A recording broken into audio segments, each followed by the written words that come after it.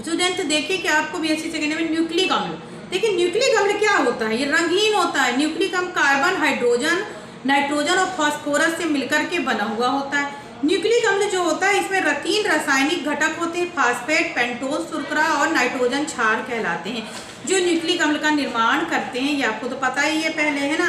ठीक है, इसके बाद आप देखेंगे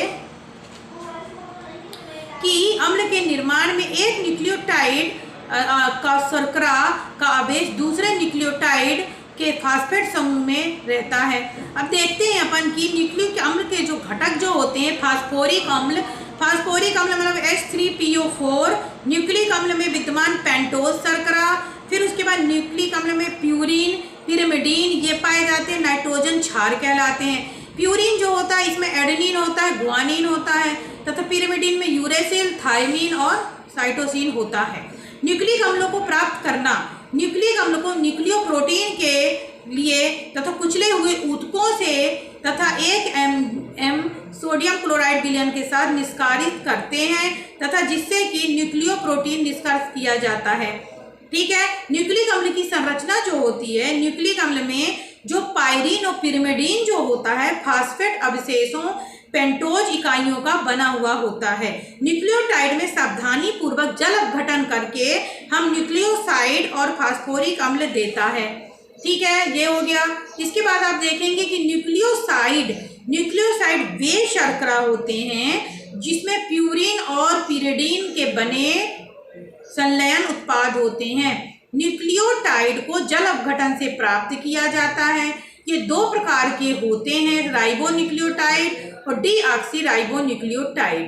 ठीक है, राइबोस शर्करायुक्त न्यूक्लियोटाइड को राइबोन्यूक्लियोटाइड और डी राइबोस शर्करायुक्त न्यूक्लियोटाइड को डीऑक्सीराइबोन्यूक्लियोटाइड कहा जाता है। न्यूक्लियोसाइड का जल अपघटन पर शर्करा तथा क्षार उत्पादन करते हैं। इनकी पहचान करने के लिए न्यूक्लियोसाइड की संरचना के बारे में ज्ञान प्राप्त करना अत्यंत आवश्यक है। शर्करा क्या कहलाता है? न्यूक्लिक अम्लों में जल अपघटन से केवल 2 पेंटोज शर्करा विमुक्त होती है। ये शर्कराएं राइबोस शर्करा, डीऑक्सीराइबोस शर्करा कहलाती हैं। राइबोस में केवल आरएनए विद्यमान रहता है जबकि डीऑक्सीराइबोस केवल डीएनए विद्यमान रहता है। इन शर्कराओं को निम्न सूत्रों द्वारा बता सकते हैं। राइबोफ्यूरॉन्स या राइबोस मतलब CHO, COH, COH, COH, HCHO, HCOH, SCOH और SCOH और H2OH। ठीक है, तो क्या कहलाता है कि क्षारक क्या कहलाते हैं?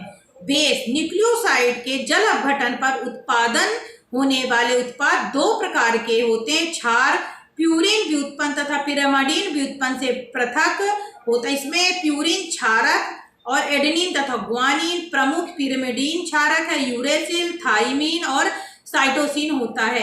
5 मेथिल साइटोसिन तथा 5 हाइड्रोक्सी मेथिल साइटोसिन की न्यूक्लिक अम्लों में पाए जाते हैं। इन क्षारकों की संरचना की पुष्टिकरण करने के लिए उपयुक्त 5 क्षारक जैसे एडेनिन, गुआनिन, यूरेसिल, थाइमीन और साइटोसिन होते हैं। 3 क्षारक एडेनिन, गुआनिन और साइटोसिन आरएनए और डीएनए दोनों में पाए जाते हैं।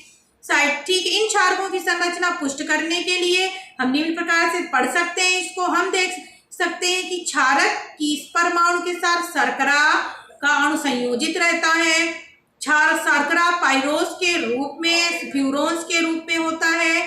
ग्लाइकोसाइड बंध अल्फा बंध और बीटा बंध के रूप में होता है। ठीक है, इसके बाद आप देखेंगे पिरिडीन युक्त न्यूक्लियोसाइड जो होते हैं, यूरेसिल, थाइमीन और साइटोसिन आदि पिरिडीन क्षारक कहलाते हैं तथा पिरिडीन क्षारक अपने N1 क्षारक शर्करा अवशेष के रूप में कार्बन 1 के द्वारा संयोजित रहते हैं। ठीक है बेटा, इसके बाद आप देखेंगे न्यूक्लियोटाइड फास्फेट को न्यूक्लियोटाइड कहते हैं, अर्थात ये न्यूक्लियोसाइड फास्फोरिक अम्ल के साथ बने एस्टर होते हैं। इस कारण से न्यूक्लियोसाइड उदासीन माध्यम में जल अपघटित होकर न्यूक्लियोटाइड और फास्फोरिक अम्ल देता है। इसकी उपस्थिति में पेंटोज शर्करा, राइबोज और डीऑक्सीराइबोज प्रकृति की न्यूक्लियोटाइड 2 प्रकार के होते हैं, राइबोज न्यूक्लियोटाइड और डीऑक्सीराइबो न्यूक्लियोटाइड। न्यूक्लियोटाइड उच्च अणुभार वाले बहुलक पॉलीन्यूक्लियोटाइड के एकल होते हैं। इन पॉलीन्यूक्लियोटाइड को न्यूक्लिक अम्ल भी कहते हैं। फिर इसके बाद आप देखेंगे कि जो मतलब आगे आप आ जाते हैं कि न्यूक्लिक जो होते हैं तो ये दो प्रकार के पॉलीन्यूक्लियोटाइड न्यूक्लिक अम्ल होते हैं, आरएनए और डीएनए। आरएनए क्या कहलाता है? राइबो न्यूक्लिक अम्ल कहलाता है। डीएनए डीऑक्सी राइबो न्यूक्लिक अम्ल कहलाता है। डीऑक्सी राइबो न्यूक्लिक कहलाता है। डीएनए और आरएनए दोनों प्यूरिन और पिरामिडीन वर्ग के दो क्षारक होते हैं। दोनों में एडेनिन, गुआनिन, साइटोसिन पाया जाता है, किंतु ये दोनों चतुर्थ क्षारक की उपस्थिति के कारण भिन्नता रखते हैं। डीएनए में पिरिडीन वर्ग तथा क्षारक थाइमिन भी होता है, जबकि आरएनए में थाइमिन के स्थान पर यूरेसिल होता है। इस प्रकार डीएनए आरएनए दोनों 4 क्षारक होते हैं। न्यूक्लिक अम्ल में डीएनए और आरएनए में केवल 4 प्रकार के न्यूक्लियोटाइड होते हैं। ये 4 प्रकार के न्यूक्लियोटाइड क्रमशः न्यूक्लियोटाइड के विभिन्न क्रमों द्वारा जुड़े हुए होते हैं। डीएनए और आरएनए की संरचना के बारे में नेक्स्ट वीडियो में आपको बताऊंगी।